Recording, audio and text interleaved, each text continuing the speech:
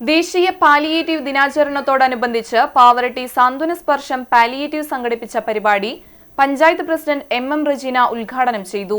തൊട്ടടുത്ത എല്ലാ പഞ്ചായത്തിലും ഈ സാന്ത്വന പാലിയേറ്റീവിന്റെ ഇവരുടെ ഒരു പാലിയേറ്റീവ് കെയർ എല്ലാ ഭാഗത്തേക്കും എത്തിച്ചേരുന്നുണ്ട്.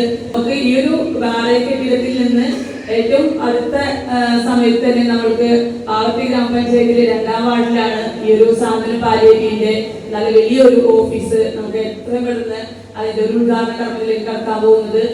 വിദ്യാർത്ഥികളിലും യുവജനങ്ങളിലും രോഗി പരിചരണത്തെക്കുറിച്ച് കൃത്യമായ ബോധവൽക്കരണം ആവശ്യമാണെന്ന് ജീവകാരുണ്യ പ്രവർത്തകൻ നാസർ മാനു അഭിപ്രായപ്പെട്ടു.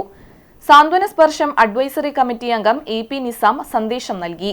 പ്രൈം TV നൽകിയ സേവനങ്ങൾ പരിഗണിച്ച് നൽകിയ പ്രത്യേക പുരസ്കാരം മാനേജർ ജോഷി ഇമ്മട്ടി ഏറ്റുവാങ്ങി.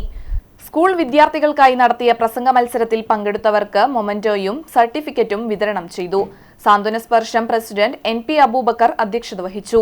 SEBI, Martin Louis, Haris Hanif, AV Muhammad Unni എന്നിവർ സംസാരിച്ചു. ഫാത്തിമ ഷിറിൻ പ്രാർത്ഥനയും ലൈല വലിയകത്ത് താൻ രചിച്ച അമ്മ എന്ന കവിതയും ആലപിച്ചു.